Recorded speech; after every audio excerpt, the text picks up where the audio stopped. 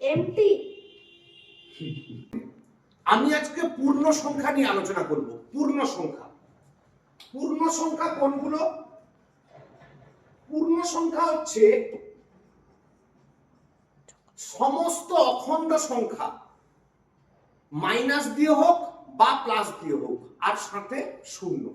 মানে -5, -4, -3, -2, -1, 0, 1, 2, 3, 4, 5। এর সামনে অনেক মাইনাস সংখ্যা আছে, এর পরেও সমস্ত প্লাস সংখ্যা আছে। অর্থাৎ পূর্ণ সংখ্যা বলতে মাইনাস জাতীয় সব সংখ্যা, প্লাস জাতীয় সব সংখ্যা, সাথে শূন্য। এবারে কথা হচ্ছে এই পূর্ণ সংখ্যাকে আমরা দুভাগে ভাগ করি।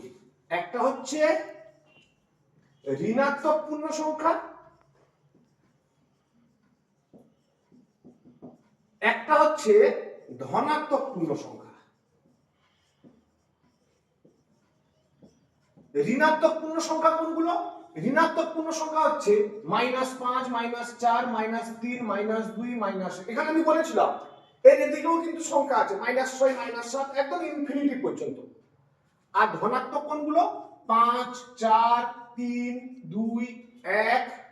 এবারে এই শূন্যটাকে আমরা ঋণাত্মকও বলবো না, ধনাত্মকও বলবো না।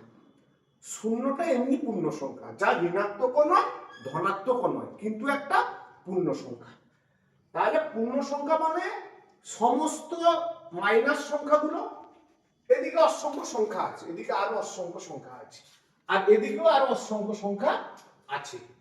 তাহলে মাইনাসে হোক প্লাসে হোক সব সংখ্যা হচ্ছে পূর্ণ সংখ্যা, কিন্তু অখণ্ড। অখণ্ড মানে ভগ্নাংশ টগ্নাংশ হবে না, ঠিক আছে? সাথে শূন্য। তার ভিতর ঋণাত্মক পূর্ণ সংখ্যা কোনগুলো? মাইনাস যেগুলো আছে। আর ধনাত্মক পূর্ণ সংখ্যা হচ্ছে প্লাস জাতীয় সংখ্যাগুলো। 1, 2, 3, 4, 5, 6, 7, 8, 9, 10, 11, 12, 13, 14, 15, 16, 17 সব হচ্ছে ধনাত্মক। আর ঋণাত্মক কোনগুলো?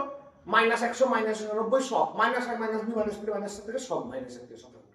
কিন্তু শূন্য পূর্ণ সংখ্যা, যা ধনাত্মকও নয় ঋণাত্মকও নয়, কিন্তু একটা পূর্ণ সংখ্যা। ঠিক আছে? ভালো লাগলো আশা করি, ভালো থাকবেন। এমটি। এমটি।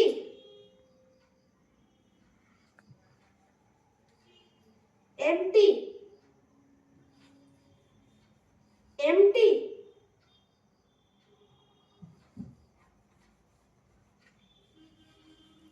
এমটি।